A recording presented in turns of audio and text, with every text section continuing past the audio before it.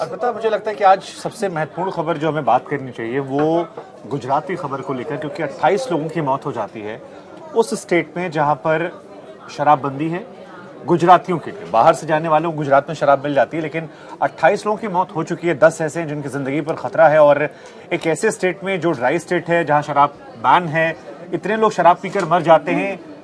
Is it possible कि बिना राजनीतिक भ्रष्टाचार के ये संभव हो? और अगर ऐसा है तो आप दिल्ली में, क्योंकि शराब को लेकर विरोध चल रहा है, तो ये एक बहुत बड़ा सवाल है। 28 जिंदगियां बहुत कीमती होती हैं, केवल 28 लोग नहीं है, 28 परिवार होंगे शायद। तो मुझे लगता है कि आज के दिन की मेरे हिसाब से ईडी और बाकी खबरों के ऊपर ये इंसानी खबर बहुत महत्वपूर्ण हो जाती है। राजीव, आपके लिए? बिल्कुल, चूंकि महत्वपूर्ण खबर की बात शुभांकर ने की है, तो मैं सोनिया गांधी की ईडी से पूछताछ, और दूसरी बार वो गई हैं, हालांकि लंच ब्रेक में बाहर निकले, 3:30 बजे एक बार फिर से उनसे पूछताछ होगी।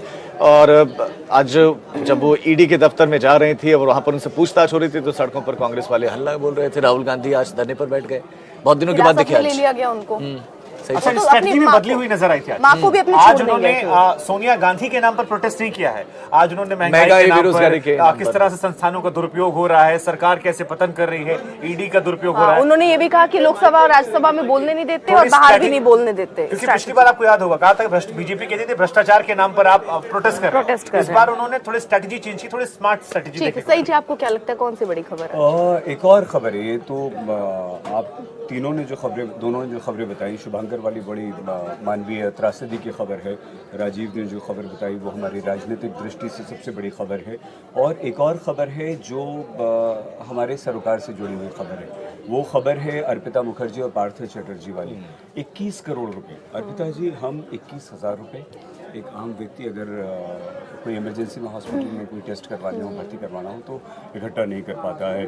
21 लाख रुपए जीवन पर्यंत हम 40 साल नौकरी कर चुके होते हैं, रिटायर हो चुके होते हैं, लेकिन 21 लाख रुपए इकट्ठा नहीं हो पाते जहां पर हम एक घर खरीद सकें रिटायरमेंट के बाद।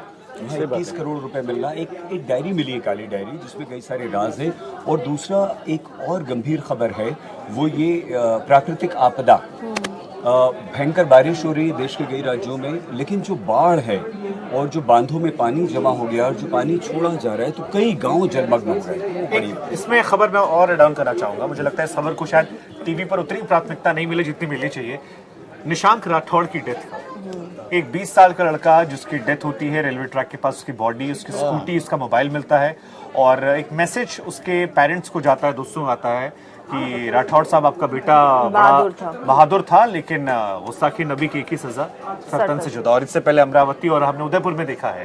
हालांकि पुलिस, हम आपके इसमें कि पुलिस कह रही है कि ये सुसाइड का केस हो सकता है, इसमें कई सारी चीजें और भी निकल कर आ रही है, गेम की, बिटकॉइन की, लेकिन जो मैसेज आया है उसको लेकर पुलिस के पास कोई जवाब नहीं। और ये खबर मुझे लगता है कि इस पर भी ध्यान देने की जरूरत है, क्योंकि अगर ये नुपुर शर्मा मैटर से कहीं भी रिलेटेड है तो ये 20 साल का लड़का 5th सेमेस्टर में पढ़ने वाला, ये बहुत बहुत दुखद होगा। और ये मानना पड़ेगा कि अभी भी हमारे देश में राक्षसों की कमी नहीं है, जो उदयपुर में या अमरावती में देखे वो अगर भोपाल तक। इसमें अलग बात ये है कि उनके पेरेंट्स यानी उनके जो घर वाले हैं, उनसे ही पूछा गया कि क्या किसी सोशल मीडिया प्लेटफॉर्म पर उसने कुछ नुपुर को सपोर्ट किया या उसके फोटो पोस्टर या कुछ भी ऐसा किया जिसकी वजह से ऐसा हो सकता है। उनके पिता ने कहा नहीं, ऐसा कुछ उसने शेयर नहीं किया। हालांकि अभी जांच होनी है। कॉलेज में पढ़ते हैं, खासतौर पर बीटेक जैसे कॉलेज में, तो आप मैक्सिमम टाइम कॉलेज में रहते हैं और आज के टाइम में सभी लोग पॉलिटिकली बहुत एक्टिव है। आप अपनी बात रख देते हैं, कई बार दोस्तों की भी चर्चा होती है, हम थोड़ा सा कई बार हम ज्यादा एक्सप्रेसिव हो जाते हैं। तो आप और पेरेंट्स इन बातों से बेखबर होते हैं, उनको सिर्फ उतनी जानकारियां पता होती है कि बच्चा सुबह गया, अच्छे से मुस्कुराते हुए गया, शाम को। और इस उम्र में आई थिंक ये 17 से लेकर जो 24-25 साल की उम्र होती है, इसमें बच्चे बहुत सारी बातें शेयर भी नहीं करते पेरेंट्स से। तो वी नेवर नो, लेकिन क्योंकि वो मैसेज आया है, उसके इंस्टाग्राम स्टोरी पे लगा है और बाकायदा फोटो के साथ, अगर सुसाइड उसने किया तो फिर ये फोटो, ये इसका मैसेज, ये मेरी समझ से तो परे है। लेकिन कहीं तो सीसीटीवी में अकेले जाता हुआ भी नजर आ रहा था, जो है क्योंकि जो पुलिस दिखा रही है अभी वो सुसाइड की दिखा रही है। लेकिन वो मैसेज, अगर मैं सुसाइड कर रहा हूं तो मैं अपने मोबाइल पे ये क्यों अपने पापा को भेजूंगा या मैं अपने इंस्टा पे क्यों स्टोरी लगाऊंगा? ये सवाल जांच का विषय है, मैं अभी भी कह रहा हूं जांच का विषय। लेकिन अगर ये निकलता है, इस एंगल से बिल्कुल जांच होनी चाहिए। बहुत दुर्भाग्यपूर्ण। एक और खबर है मध्य प्रदेश से, हालांकि अब जैसे टीवी में उसको बहुत ज्यादा जगह नहीं मिलेगी, लेकिन मध्य प्रदेश के शिवपुरी की खबर है। एक लड़के ने अपने पिता का मर्डर करवा दिया। उसने जो सुपारी दी पिता की, और किस लिए? उसको 1 करोड़ रुपए चाहिए। तो उसका बड़ा भाई था, सेना में था, लेकिन 2 साल पहले भाई ने खुदकुशी कर ली। सेना की तरफ से 1 करोड़ के आसपास पैसा मिला, कुछ और पैसा भी मिला। पिताजी बेटे को नहीं दे रहे थे, बेटे को पैसा चाहिए था और बताया जा रहा है कि आपराधिक प्रवृत्ति का था, थोड़ा सा कुछ नशीले पदार्थों का भी सेवन करता था। पिता पैसा नहीं देते थे। उसने इंटरनेट के जरिए, गूगल के जरिए, फेसबुक के जरिए इन बिहार में ये सुपारी किलर्स हैं उन कांटेक्ट किया, उनसे संपर्क किया, घर पर बुलवाया और पिता को गोली मरवा दी, लेकिन अब गिरफ्तार हो गए। ये बहुत डरावना एक है। सही चीज वो में अगर PUBG आप की इजाजत खबर दें भी तो आ आज रही थी, एक चीज जो हम मिस याद कर आ रहे हैं रहा और है हमें लगता है वो कि शायद सभी को याद करना चाहिए। आज करगिल विजय दिवस है, 26 जुलाई साल 1999।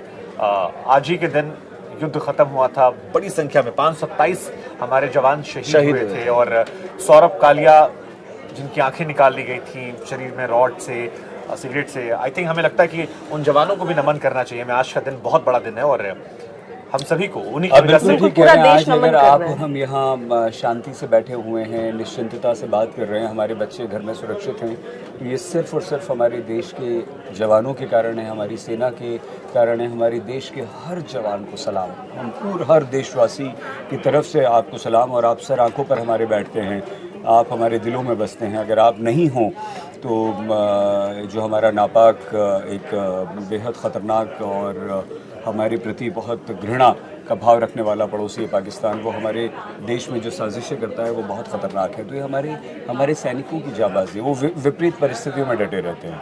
वो भयंकर, इस समय बारिश का मौसम है, ज़बरदस्त बारिश हो रही है, वो खड़े हुए हैं। सर्दियों में याद कीजिए आप, सोचिए उस जमाने में 60 दिन युद्ध चला और उनके पास कपड़े तक ढंग के नहीं थे। 0 डिग्री नीचे, 0 से कई 10-10, 15 परिस्थितियां विपरीत थी, पाकिस्तान ऊपर था, हम नीचे की तरफ थे और वो डटे रहे, उन्होंने अपनी जान दे दी और फिर भी हमारे देश को बचाया, आपको और हमें बचाया। तो ये आप ठीक कह रहे हैं, आज के दिन हर सिपाही को नमन करना चाहिए। नमन, और हम सब कृतज्ञ हैं उनके। शायद ये आई थिंक हम सबको कहना चाहिए शायद।